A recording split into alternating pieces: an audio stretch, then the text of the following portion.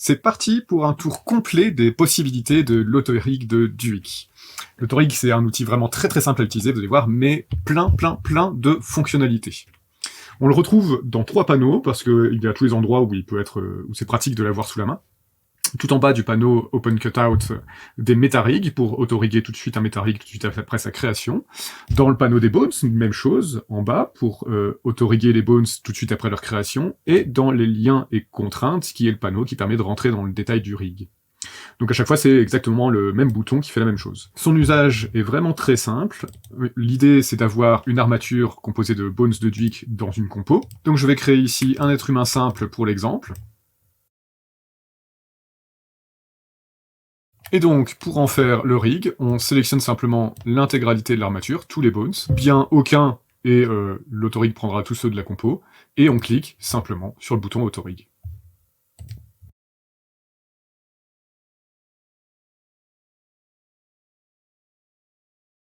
Et voilà, le personnage est rigué, tout est fait. On verra par la suite les détails de tout ce qui est disponible avec ce rig, tout ce qu'on peut faire avec les différents rigs. L'autorig fonctionne comme ça, quelle que soit l'armature, ça peut être un personnage entier, juste un membre, ça peut être des choses personnalisées, ça peut être un métarig aussi haut, peu importe, l'autorig essaie de s'adapter au mieux, de comprendre ce que vous essayez de faire, et de vous préparer un personnage avec tous les outils utiles pour l'animation, via des contrôleurs d'animation qui sont des calques, et leurs effets. Il y a beaucoup de paramètres dans les effets. Alors il y a quelques options dans l'autorig qu'on peut régler avant de lancer le rig. Il y a principalement quelques options qui concernent les armatures personnalisées dont Duik ne saura pas forcément quoi faire, ou les longues chaînes d'os comme les queues, et puis les options de fixation des enveloppes, des bones et des nouilles pour améliorer les performances. Ça, on l'a vu quand on a parlé des bones précédemment. Donc je vais vous parler de ces 2 options ici. Alors le rig pour 3 calques, c'est tout simplement dans le cas où on crée une chaîne personnalisée composée de 3 éléments, donc 4 calques au total, de 3 éléments comme ici, où il y a plusieurs possibilités de rig. Quand on en a que 2, c'est facile, c'est un IK, c'est toujours le même. Quand on en a 3, il y a plusieurs possibilités, et c'est ici qu'on va choisir. Soit on fait un IK à 1 plus 2 calques, c'est la valeur par défaut. Ça fait un contrôle comme ça, où en fait la chaîne est divisée en 2. Un premier os contrôlé individuellement, et les 2 suivants avec un IK un peu comme un bras. L'intérêt de ça, c'est qu'on a un contrôle total sur la forme que prend le membre.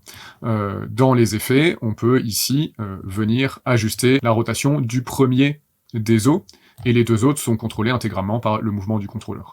Ça, c'est ce que fait Duik, par exemple, pour les bras humains quand il y a une épaule. Si je prends maintenant non plus 1 plus 2, mais 2 plus 1, il fait pile l'inverse. C'est-à-dire que cette fois-ci, quand je déplace le contrôleur, c'est les 2 premiers calques qui sont avec un IK classique, et le dernier qu'on contrôle via les effets, de différentes manières, soit ici, et dans ce cas on décroche du bout, soit simplement avec la rotation du contrôleur, qui va permettre ici de venir placer cette pointe. Ici, c'est ce que fait plutôt Duik pour l'animation des pattes d'arthropodes, des fourmis, qui ont plus de souplesse sur la partie haute, et dont on anime la partie basse avec la rotation du contrôleur. Méthode suivante, dans le cas où on a toujours 3 morceaux de membres comme ici, c'est un simple rig en FK, c'est-à-dire que là, on va retrouver le même rig que pour les queues, qu'on va voir après, qui permet de contrôler individuellement la rotation de chacun des morceaux avec un retard automatique. Et enfin, on peut faire du Bézier IK ou du Bézier FK, les 2 sont assez semblables, je vais vous montrer que le Bézier IK, qui s'utilise en position, alors que le Bézier FK va plutôt faire de la rotation.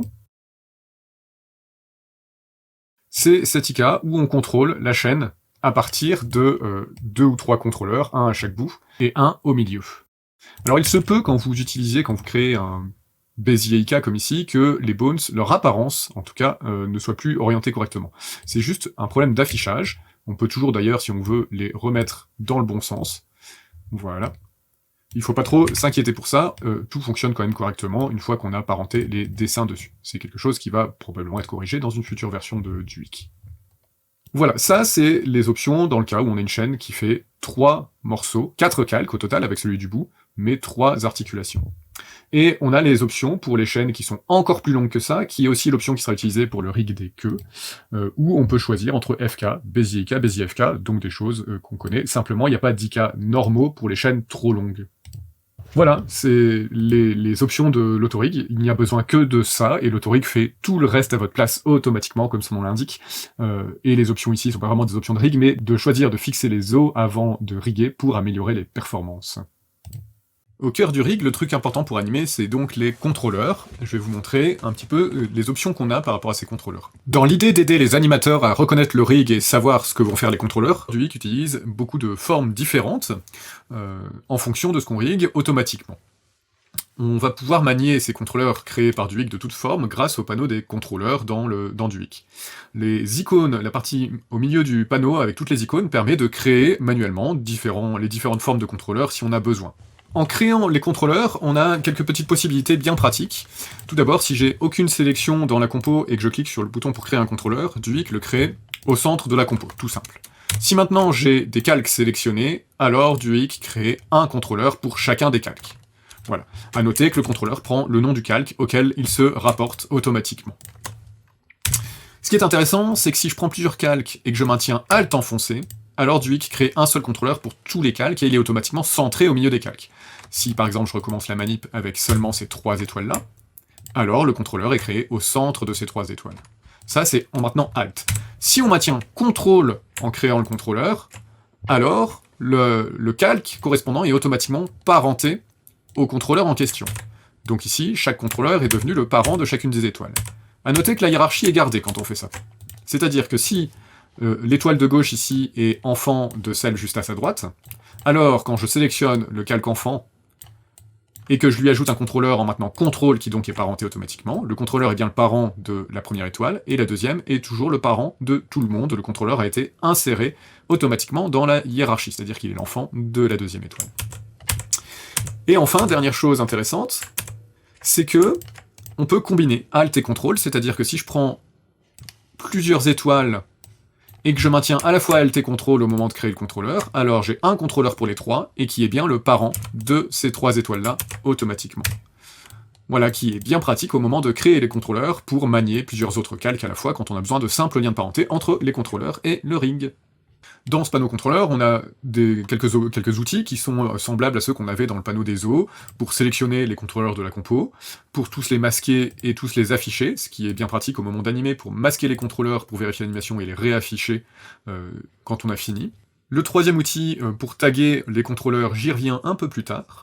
On retrouve, comme pour les os, la possibilité de figer l'apparence des contrôleurs, c'est-à-dire d'enlever toutes les expressions qui permettent de modifier leur couleur, leur taille et leur orientation, par exemple, toutes ces choses-là, ce qui va améliorer un petit peu les performances une fois qu'on va les figer tous de la composition pour animer, donc une fois qu'on a fini de préparer le rig. A noter que quand on va extraire les contrôleurs, Duik va par défaut automatiquement figer l'apparence de tous les contrôleurs justement pour que les performances soient les meilleures possibles. Il y a enfin un petit panneau d'options pour les contrôleurs qui est le même que celui qu'on retrouve dans les os, qui permet simplement de changer l'apparence de plusieurs contrôleurs d'un coup. Par exemple, changer leur couleur, en choisissant pourquoi pas une couleur aléatoire, et leur taille tout d'un coup. Appliquer. Voilà, tous les contrôleurs sont modifiés d'un coup, on peut changer comme ça la taille, l'opacité, leur côté droite-gauche, le nom du personnage, le nom du membre auquel il se rapporte, tout comme on peut le faire pour les os dans le même panneau des options des os. Maintenant qu'on a vu la base, je vais vous montrer que non seulement on peut changer l'apparence des contrôleurs, mais en fait, on peut aller plus loin que ça. Tout d'abord, quand je vais riguer ce bras ici, par exemple, hop, il ne faut pas hésiter, même après le rig, si on veut, à changer l'apparence du contrôleur en allant directement modifier le contenu dans la partie icône. Comme je vous ai montré, même si on a déjà rigué le personnage, rien n'empêche à tout moment de venir modifier l'apparence en changeant simplement la forme du contrôleur. Ça, il n'y a pas de souci, ce qui permet déjà, éventuellement, d'améliorer un petit peu l'apparence de ce rig. Tout fonctionne parfaitement. Si même on n'a pas figé les contrôleurs, même si on a modifié l'icône, on peut encore, évidemment, contrôler sa forme, sa taille, et la placer comme on veut, avant de figer tout ça, une fois qu'on a terminé, pour améliorer les performances. Ce qui est intéressant, c'est que non seulement on peut modifier les contrôleurs de Duik, mais on peut même créer les nôtres, utiliser nos propres contrôleurs.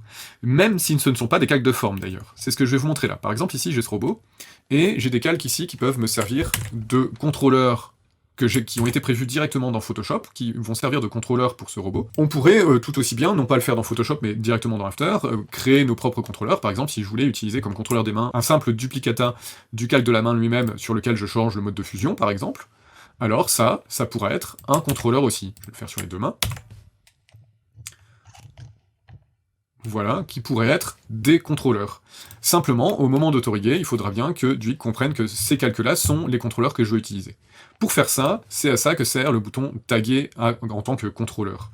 Ça va permettre ici, si je sélectionne les différents calques que je veux utiliser comme des contrôleurs, qui sont des calques qui peuvent être n'importe quel type de calque, alors Duik va automatiquement les reconnaître comme des contrôleurs. Vous voyez qu'il a même reconnu le côté gauche, le côté droit, pour ceux qui avaient gauche et droit dans leur nom. Il les a renommés aussi, en passant, pour respecter la nomenclature habituelle des calques de Duik. Et donc, pour Duik, maintenant, ces calques-là sont des contrôleurs. C'est-à-dire que quand on va extraire, ils seront reconnus comme des contrôleurs, le afficher, masquer tous les contrôleurs fonctionne avec eux, et surtout, on va pouvoir demander à l'autorig d'utiliser ces contrôleurs-là pour riguer les différentes parties du corps. Je vous montre avec un des bras ici. Si je voulais riguer ce bras, je vais créer une armature pour ce bras, en utilisant la technique de tracer un calque de forme d'abord, ce qui fait gagner quand même pas mal de temps pour le placement de l'armature. Voilà, je mets les pivots et je crée le bras dessus. Et en fait, pour riguer ça, ce qu'il faut que je fasse, c'est que je prenne bien le contrôleur de la main correspondant, et je vais simplement passer son pivot au bon endroit. Je vais prendre le pivot de ce contrôleur de main, et bien le mettre ici, là où il est censé être, pour être le contrôleur de ce bras. Et j'ai plus qu'à lancer l'autorig en prenant les nouveaux os et le contrôleur avec, en fait. Et le fait de sélectionner le contrôleur qui a son pivot au bon endroit, va faire que quand je vais riguer ce bras, Duik va repérer le contrôleur, le reconnaître, et au lieu d'en créer un, l'utiliser pour le rig du bras. Et voilà comment j'ai pu créer un bras avec un contrôleur personnalisé. Je vais simplement venir parenter les calques du bras à ces os, pour bien vous montrer ce que ça donne. Et masquer les bones. Voilà comment je peux facilement, très facilement, créer un rig très léger, il n'y a même pas de calque de forme, en utilisant mes propres contrôleurs. On peut faire la même chose sur la colonne vertébrale. Alors je vais commencer par créer l'armature. Et je vais bien taguer mes contrôleurs. Bien placer leur pivot, proche du pivot de l'armature avec lesquels ils sont censés être utilisés. Alors évidemment, ça implique de savoir ce que Duik va créer comme contrôleur en fonction de l'armature qu'on est en train de riguer. Le plus simple, si vous ne savez pas, étant de lancer une première fois l'autorig pour voir quels sont les contrôleurs créés, puis l'annuler, et le relancer avec les contrôleurs qu'on a créés en fonction. Je sélectionne tous les contrôleurs et tous les os, et je viens simplement lancer l'autorig là-dessus. Duik a créé un contrôleur qui manquait par rapport à mon rig. C'est-à-dire que si jamais on n'a pas tous les contrôleurs disponibles, alors Duik crée ceux qui manquent, mais les autres, vous voyez, je peux bel et bien les utiliser pour manier mon rig. Je vais faire les liens de parenté pour vous montrer le résultat. Masquer les os. Et voilà mon personnage, prêt à être animé, avec des contrôleurs très très simples à manier, et un rig très très léger. Donc voilà comment on peut personnaliser complètement les contrôleurs qu'on va utiliser avec Duik. Je vais maintenant vous rappeler comment fonctionne l'outil d'extraction des contrôleurs, qui est bien pratique. J'ai ici le robot avec un rig complet prêt à être utilisé, et je voudrais l'animer dans ce décor-là. Et éventuellement d'autres dans la compo. Donc la technique, c'est simplement de prendre la compo du robot et de l'ajouter ici.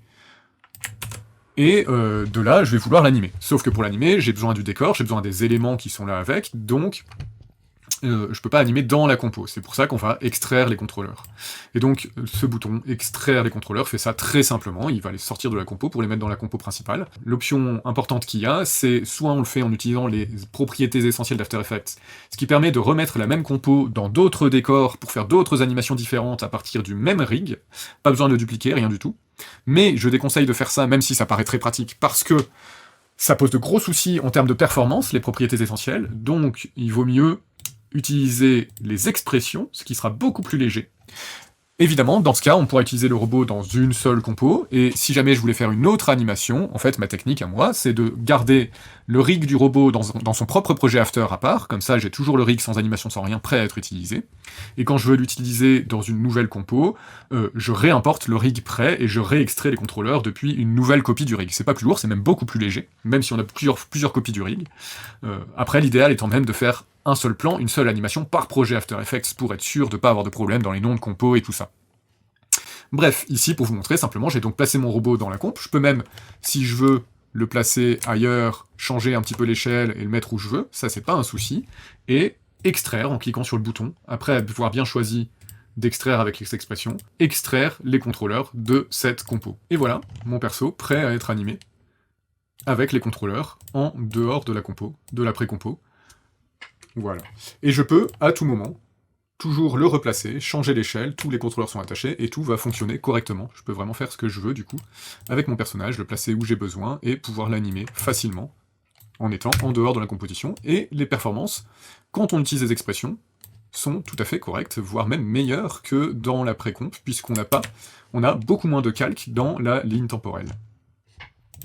Voilà les différents outils de contrôleurs disponibles dans Duik, qui permettent de personnaliser le rig autant qu'on a besoin, et d'améliorer l'ergonomie pour les animateurs. En fonction du membre qu'on va riguer avec Duik, on a différentes possibilités d'animation, ce que je vais vous montrer en commençant par le bras. Alors, je vous montre ici un bras complet avec l'épaule et donc tous les contrôleurs possibles, suivant les os que vous avez créés, vous n'avez pas forcément tous les mêmes contrôles. Sur tous les bras, on retrouve les paramètres de l'IK principal. C'est l'effet IK, qui porte le nom de la main ici, parce que le bout est au niveau de la main. Celui qui contrôle le bras et l'avant-bras. Alors, il y a beaucoup de choses qu'on peut faire avec cet effet des IK dans Duik. Notamment, évidemment, animer aussi bien en IK qu'en FK, c'est-à-dire qu'on peut ici désactiver l'IK pour ne plus animer la position du contrôleur, mais animer la rotation des différentes parties du bras, et pour ça, on retrouve les angles dans la partie FK du contrôleur, qui permet de venir animer ici la partie haute, la partie basse, et le bout, c'est-à-dire la main ici, pour le cas d'un bras. Par défaut, le bras en FK va ignorer les rotations de son parent, c'est-à-dire que, si je le parente ici au corps que je viens de créer, que quand le corps tourne, et qu'on anime le bras en FK, vous voyez, il garde sa propre orientation. Ce qui est beaucoup plus naturel quand on anime, et beaucoup plus pratique, parce que quand on veut que le personnage tourne, le bras compense et garde son orientation. C'est une option qu'on peut désactiver, en cochant ici « Hériter les rotations du parent », auquel cas, le bras, maintenant, va tourner avec son parent. Donc ça, c'est dans les options de l'IK pour quand on est en FK. Évidemment, ça n'a pas lieu d'être quand on est en IK, puisqu'en IK, le bras se place sur le contrôleur, quoi qu'il arrive. Pour passer de IK à FK, on peut utiliser donc soit la case comme je viens de vous le montrer, on peut aussi faire un passage progressif de l'un à l'autre. Ça c'est plus au cas où on anime le passage de l'IK à l'FK et qu'on a éventuellement une saute ou quelque chose entre les deux. Ça permet de le faire un peu plus en douceur. Soit dit en passant, de toute façon, quand on anime le passage d'IK à FK, on peut utiliser dans Duik, dans le panneau animation, il y a le bouton Switch IK-FK qui va automatiquement pour nous passer de l'un à l'autre et mettre les clés dont il y a besoin pour que ça se fasse sans saute. Et donc ici, je viens de switcher en FK, ce qui me permet par exemple de faire un bout d'animation en FK. Et puis au moment où j'ai besoin d'IK, alors je peux simplement cliquer sur le bouton et je reviens en IK pour la suite de l'animation. Ici comme ça. Donc on peut vraiment, comme ça, passer de l'un à l'autre. Si je voulais, à partir de ce moment-là dans l'animation, je pourrais encore re-switcher pour repasser en FK et animer les rotations FK du bras. Voilà, ça c'était une parenthèse sur la possibilité de passer de IK à FK très facilement, même en cours d'une animation. Voilà pour les deux premiers paramètres qui permettent de passer de IK à FK. Le troisième, c'est le paramètre qui va pouvoir faire des raccourcis, autrement dit faire tourner le coude dans une fausse 3D, appelons ça comme ça. Autrement dit, si je modifie ce paramètre, vous voyez, ça me permet de tourner le bras d'un côté à l'autre. Les valeurs négatives placent le bras d'un côté, là où les valeurs positives le plient dans l'autre sens. Quand on est à 100, on a vraiment un IK qui se comporte complètement à plat, et si je viens sur des valeurs intermédiaires, c'est intéressant parce que du coup, on a un raccourci du bras automatique quand on plie, et ça peut être plus naturel. Alors évidemment, ici, dans le cas où j'ai un personnage papier découpé, les calques glissent les uns par rapport aux autres, mais je pourrais utiliser l'outil marionnette, ou riguer un tracé de Bézier, ou utiliser n'importe quel effet qui va lier les calques aux os en les déformant, et donc dans ce cas le bras s'aplatit et la perspective marche très très bien. Par exemple ici, avec ce bras qui utilise non plus les enveloppes mais les nouilles, alors ce paramètre qui permet de changer de sens prend tout son sens. C'est-à-dire que là, ça va fonctionner très très bien, et on va pouvoir choisir comme ça le placement du coude, et animer ce bras, qui va du coup plier, avec un effet de perspective très très facilement, et pouvoir changer de côté comme on veut, comme ça. On va vraiment pouvoir contrôler la courbure de ce bras, de manière extrêmement précise et détaillée. Et sans utiliser les nouilles de Duik, on pourrait utiliser notre propre calque avec des effets de déformation comme l'outil marionnette, ou bien riguer directement des tracés de Bézier. Ce que je vous montrerai pour ceux qui suivent la formation officielle et complète à Duik Amrella dans un autre chapitre de la formation. Dans la même veine, on a l'auto-swing, qui est une option qui va permettre justement de passer le coude d'un côté à l'autre automatiquement en choisissant une certaine limite. Je vais vous montrer, c'est beaucoup plus simple en image. Pour régler l'auto-swing, comme pour régler d'autres paramètres dans les contrôleurs de Duik, on peut, dans la partie tout en bas Display, activer les guides qui vont afficher toutes sortes de guides pour nous permettre de régler le contrôleur correctement. Quand on affiche les guides et qu'on active cet auto-swing, on a les guides de l'auto-swing qui s'affichent.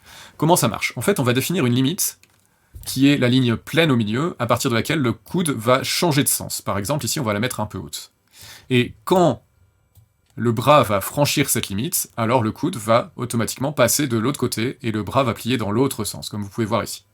Si le coude est à l'envers par rapport à ce qu'on veut faire, on va simplement cocher la case Reverse, tout en bas des options de l'auto-swing. Et là, on peut avoir comme ça automatiquement un bras qui va, au passage de cette limite, changer de sens de pli, vous voyez, ce qui peut être très très pratique dans plein de cas. Le dernier paramètre qu'il y a, c'est le paramètre de softness ici, qui va permettre de définir dans quel cône ici la transition se fait, qui peut être donc tout simplement plus ou moins large. Si on élargit, la transition commence un peu plus tôt, c'est-à-dire que le bras va commencer à se raccourcir plus tôt ici, il va ralentir, puis on va changer de sens automatiquement. Voilà, ce qui permet comme ça de plier le bras dans les deux sens. Cette zone de progression, on n'a pas besoin de mettre une valeur trop élevée, ça marche même plutôt un peu mieux avec une valeur plus faible. Voilà pour l'autoswing. Une fois qu'on a fini de le régler, on peut désactiver les guides, et comme ça, ça fonctionne très bien. Je passe sur les FK, j'y reviendrai après. On a des options concernant le stretch du bras qui, par défaut, est très simple. Le bras va s'allonger quand on tire dessus. Encore une fois, il vaut mieux avoir un moyen de déformer les calques et pas des simples liens de parenté avec la marionnette ou des tracés de Bézier ou d'autres effets pour que le bras stretch correctement. Même si en papier découpé, ça peut être intéressant de pouvoir tirer un petit peu sur le calque comme je le fais là. Si on veut désactiver cet effet de stretch automatique, il suffit de décocher la case correspondante. Voilà. Et quoi qu'il arrive, que la case soit active ou pas, on peut à la main stretcher tout le bras, dans un sens ou dans l'autre, le tasser ou l'allonger, et aussi contrôler individuellement le stretch de la partie haute ou de la partie basse du bras en question. La partie donnée, data de l'effet, sert à Duik à calculer toutes sortes de choses. C'est là-dedans que se font les calculs de l'IK, et toutes ces valeurs peuvent être éventuellement des valeurs utiles si vous écrivez vos propres expressions pour automatiser toutes sortes de choses. On a accès un peu à toutes les infos sur les orientations, les positions des différents calques qui composent l'IK. Dernière petite chose qu'on retrouve dans tous les IK comme ça de Duik, c'est pas spécifique au bras, c'est quand on est en FK, il y a un FK, il y a un retard overlap automatique possible, ici dans les paramètres de l'FK overlap. Alors je vais simplement vous montrer avec un petit exemple, ça rejoint ce qu'on verra sur les queues des animaux. Ici, en fait, quand on active cet overlap automatique, alors on va animer le bras en utilisant la case qui s'appelle animation. Et si je mets 2-3 images clés là-dessus, vous allez voir, c'est très très pratique pour faire un personnage qui marche par exemple. Ça évite d'animer toutes les parties du bras, parce qu'en fait on va pouvoir avoir automatiquement le balancement du bras, avec tous les retards sur l'avant-bras et la main. Voilà, vous pouvez voir le retard sur l'avant-bras, sur la main, et les deux valeurs en dessous sont des valeurs qui vont permettre de régler ces paramètres-là en fonction de nos besoins. Si on augmente la flexibilité par exemple, on va avoir un peu plus de retard comme ça. Et la résistance, c'est la résistance de l'air, entre guillemets, c'est pareil, ça va, si on l'augmente, ça augmente énormément le retard. Vous voyez, là, ça devient une nageoire dans l'eau. En tout cas, voilà, on peut régler très facilement ce retard automatique sur les bras, ce qui en fait un outil pratique. Moi, j'utilise beaucoup pour les animations de marche, ça permet d'économiser les images clés. Ça, ce sont toutes les options qu'on a pour tous les IK finalement, pas que les bras, mais en particulier les bras. Quand on a une épaule sur le bras, on a aussi les options qui s'appellent aussi d'IK, parce que c'est un IK sur l'épaule, mais c'est un IK différent parce qu'il ne contrôle qu'un seul os. On a aussi des options d'IK sur cette épaule. Alors, quand cet IK est actif sur l'épaule, elle va tourner un petit peu automatiquement quand je vais déplacer mon contrôleur de bras, ce qui rend le mouvement plus naturel. Cette quantité de rotation automatique, on va pouvoir la régler avec le poids ici. Plus j'en mets, plus l'épaule va tourner automatiquement quand le bras va se déplacer. En cas de besoin, on peut toujours animer, pareil, la rotation individuellement de l'épaule en FK, c'est-à-dire ou simplement désactiver l'IK en question et animer vraiment en FK, comme ça on peut animer tout le bras en FK, toutes les parties qui composent le bras.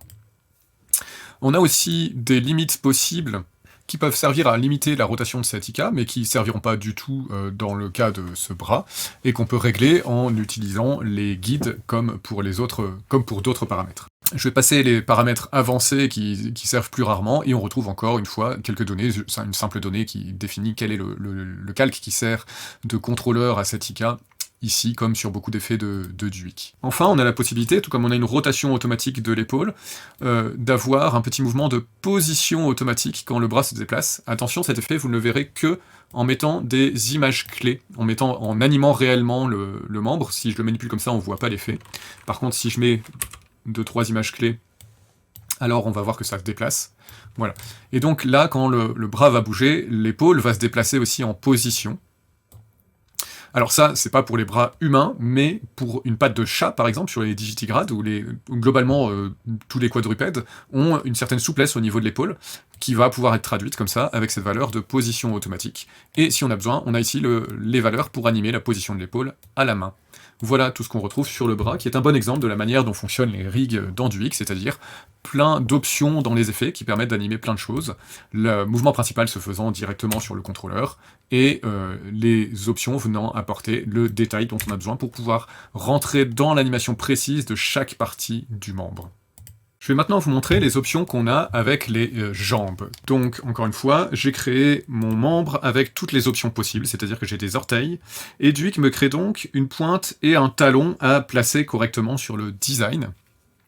C'est-à-dire que le calque de talon, l'os de talon, celui tout au bout, doit venir sur le point de contact entre le talon et le sol, et la pointe, celui qui s'appelle la pointe, doit venir vraiment tout au bout des orteils, à l'endroit où le pied va pivoter quand on monte sur la pointe des orteils, comme une danseuse. Et donc, quand on fait ce rig de jambe avec Duik, on retrouve un IK classique, le même que dans le bras pour la partie haute de la jambe, avec les mêmes options, si ce n'est qu'on aura rarement besoin de l'FK sur une jambe. Par contre, le paramètre side peut être très utile sur les jambes pour avoir un raccourci au niveau de la jambe aussi. Et surtout sur la jambe, ce qui est intéressant, c'est qu'on retrouve les options de foot roll, qui sont les options qui permettent d'animer correctement, notamment la marche, en particulier la dernière valeur, foot roll, qui va dans un sens lever le talon, ce qu'on a besoin quand le pied arrive vers l'arrière pendant le cycle de marche, et puis de manière plus générale, pour donner des poses intéressantes au personnage, c'est très utile de pouvoir faire ça.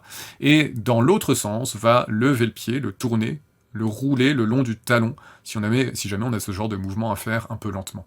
Les autres options sont les 3 autres pivots disponibles au niveau du pied pour la rotation. On retrouve donc la rotation sur le pivot du talon, la rotation sur la pointe des orteils, et la possibilité d'animer les orteils, de les lever ou de les baisser. Évidemment, ça peut être utile aussi si jamais vous avez un personnage à pieds nus. La rotation du contrôleur elle-même tourne le pied de manière classique. Voilà pour la jambe, très simple, il n'y a pas grand chose à savoir pour manier les jambes, si ce n'est qu'il y a bien ces outils de foot roll très utiles. A noter que les pattes de digitigrade et de plantigrade ont le même genre d'options. Si par exemple je fais une patte arrière ou avant, peu importe, de digitigrade, je retrouve les mêmes os mais placés un peu différemment puisque c'est pas la même façon de marcher. Je vais afficher les enveloppes et auto-riguer tout ça. Voilà.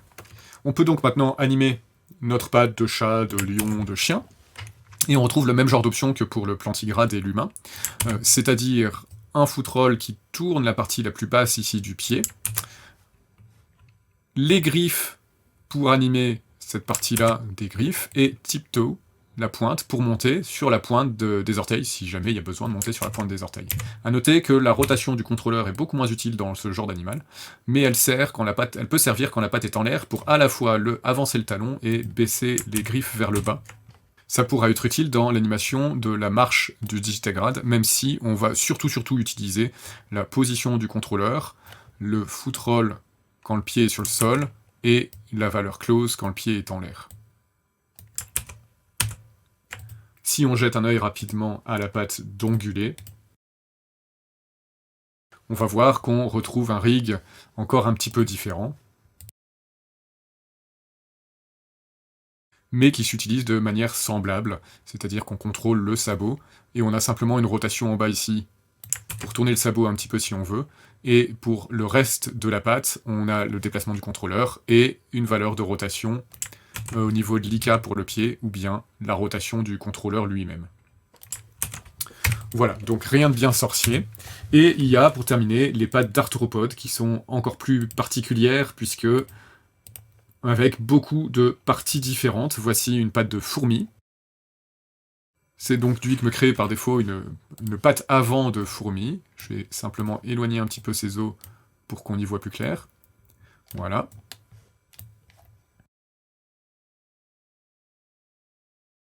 Et donc sur ces pattes, qui sont les plus complexes qu'on puisse faire, on a bien la possibilité d'animer toujours la position d'IK, indispensable, et diverses rotations. Dans l'ordre, on a une rotation pour la partie la plus basse, un IK pour la partie en orange et en jaune, ici, et la rotation ici du sabot, et évidemment la rotation de la partie la plus haute de la patte, qui est un peu moins mobile sur les fourmis, en tout cas, sur Duik se base sur un modèle de fourmi. Après, si vous faites un autre arthropode, comme une araignée, un scorpion, un crabe, toutes ces valeurs-là sont à ajuster, notamment les pourcentages de rotation automatique, en fonction de l'animal que vous animez.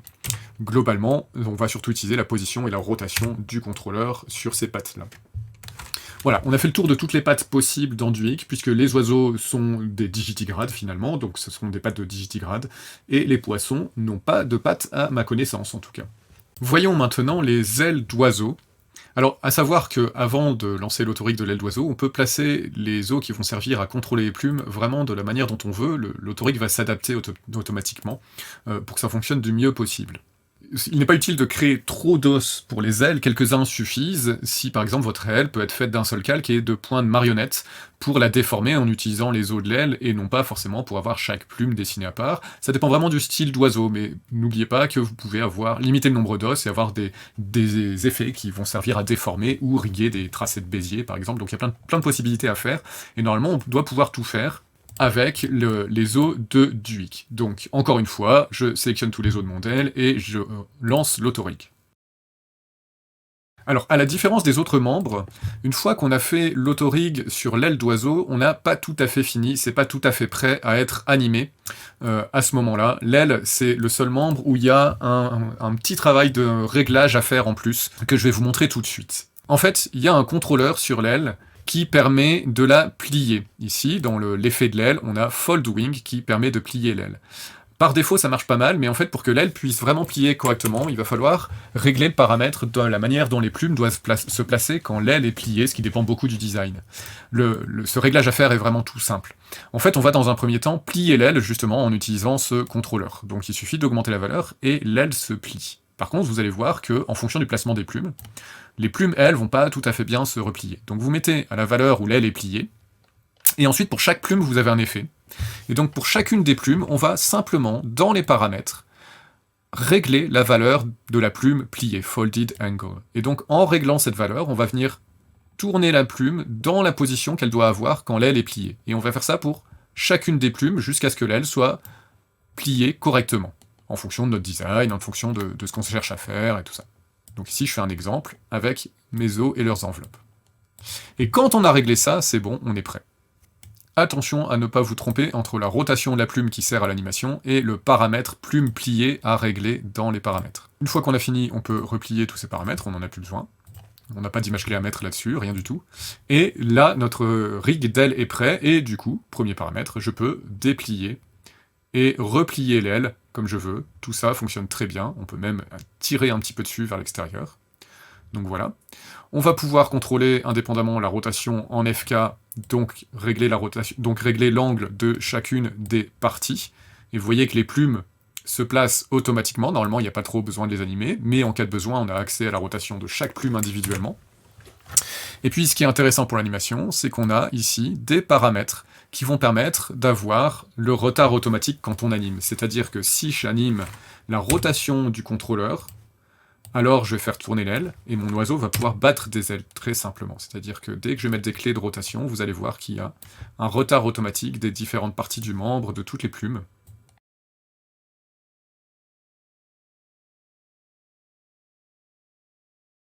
Voilà, avec quelques images clés, on voit bien ce qui se passe. On a un mouvement automatique de toutes les plumes, et évidemment, on va pouvoir régler la manière dont tout ça se comporte, en réglant la flexibilité de l'aile et la résistance de l'air sur les plumes.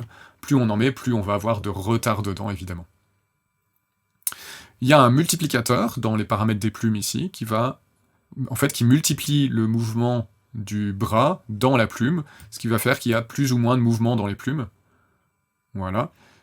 Suivant, encore une fois, la rigidité de l'aile. La partie flexibilité et résistance de l'aile concerne vraiment la partie du bras, alors que le multiplicateur dans les plumes concerne vraiment le mouvement des plumes elles-mêmes, en particulier celle du bout, ce qui permet d'avoir les plumes, vous voyez, les plumes plus proches du corps sont un peu plus rigides, et les plumes plus au bout, celles du côté de la main, ont plus de souplesse, si on le souhaite.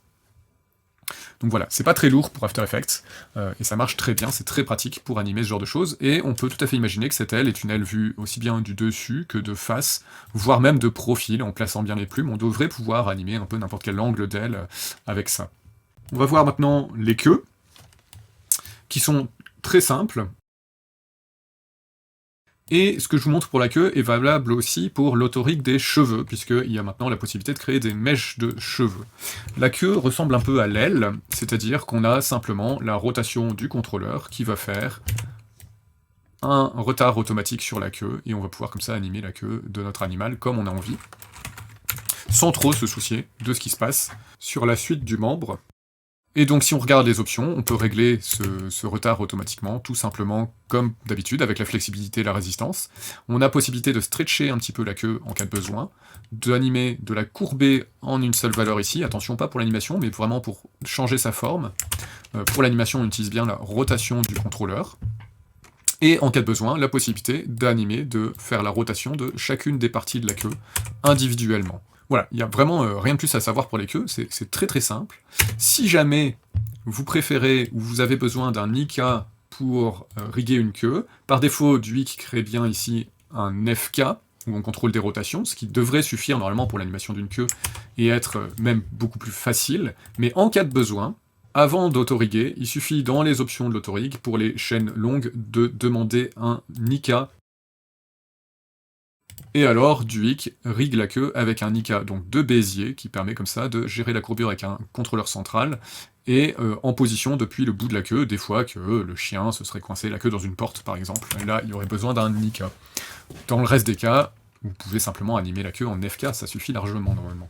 Voyons ce qui compose un poisson. Alors j'ai ici la colonne vertébrale d'un poisson, qui est spécifique et différente des autres animaux, et puis j'ai créé une seule nageoire pour l'exemple, mais on aurait pu en faire beaucoup d'autres. Donc la colonne vertébrale, comme je disais, est un peu différente, parce qu'on a une tête orientée dans un sens, et en fait la colonne à proprement parler va être gérée comme une queue, et donc part dans l'autre sens. Donc c'est différent des animaux terrestres. Au niveau de la queue, ça fonctionne un peu comme pour l'aile. On a un os principal qui permet de l'animer et de la manier, et des arêtes, autant qu'on veut, qui vont permettre d'avoir une partie souple au bout de la queue. Ça peut être une seule arête pour faire par exemple la nageoire arrière d'un dauphin ou d'un requin, un truc très simple, et il y a besoin d'une seule arête. Ou bien, si c'est un joli poisson tropical et qui a des grands voiles, alors on va mettre plein d'arêtes comme ça, et qu'on va utiliser avec l'outil marionnette par exemple. Donc on a comme ça la nageoire, plein de possibilités. Mais ça s'anime toujours de la même façon. J'ai donc ici tous mes calques de mon poisson que je vais autoriguer, encore une fois. Et j'ai mes différents contrôleurs pour le poisson. Alors au niveau du poisson, on a un contrôleur de bassin qui va emmener tout le poisson, tout simple, voilà, qui permet de manier le poisson, et qui, en rotation, va tourner la queue. La queue, comme je vous disais, elle est riguée comme les autres queues, comme toutes les queues de Duik. Ici, elle a été créée en Nika, tout simplement, parce que dans le chapitre précédent du tutoriel, j'ai demandé à ce que les queues utilisent un Nika au lieu d'un FK. Mais, par défaut, ça aurait été un FK et non pas un Nika. On a un petit contrôleur pour la tête, de l'autre côté, qui permet d'animer et de tourner la tête comme on veut, tout simple. Et à l'autre bout, on a le contrôleur pour la nageoire, qui va fonctionner un petit peu comme ce qu'on a vu sur l'aile, c'est-à-dire qu'en fait c'est un contrôleur qu'on va animer principalement en rotation, et le retard va se faire automatiquement sur les différentes arêtes, ce qui va permettre à mon poisson de battre des nageoires, ou qu'elle flotte dans l'eau, comme un oiseau bat des ailes finalement, avec un retard automatique sur toutes ces arêtes, qui va être, encore une fois, complètement réglable. Dans les options de la nageoire, j'ai la flexibilité et la résistance. La flexibilité est divisée en deux valeurs, parce que l'arête la plus éloignée prend la valeur de flexibilité maximale, tandis que les arêtes à l'intérieur sont plus raides grâce à ces deux valeurs. Ça permet d'avoir une flexibilité différente en fonction de la taille de la nageoire, et c'est ça qui fait cet effet d'éventail, d'accordéon. On peut mettre un petit peu d'aléatoire dans ces valeurs pour avoir un côté plus naturel, et on règle la résistance de l'eau, ou la force du poisson, avec la valeur de résistance qui va faire que c'est plus ou moins souple. Donc on peut comme ça animer très facilement ce genre de choses avec beaucoup de retard, sans mettre plein d'images clés. Mais en cas de besoin, il y a évidemment la possibilité de contrôler chacune des arêtes individuellement en rotation dans les effets. Voilà pour le poisson. Pour mettre en pratique cette théorie à propos de l'autorique de Duik, je vous invite à venir suivre la formation complète et officielle à Duik Angela, qui est dispo sur rxlaboratory.org et dont le lien est dans la description de cette vidéo. On y applique tout ça sur un émeu, comme vous pouvez voir là, du rig jusqu'à l'animation, et d'autres exemples pratiques nombreux pour apprendre à riguer n'importe quel type de personnage et à les animer par la suite.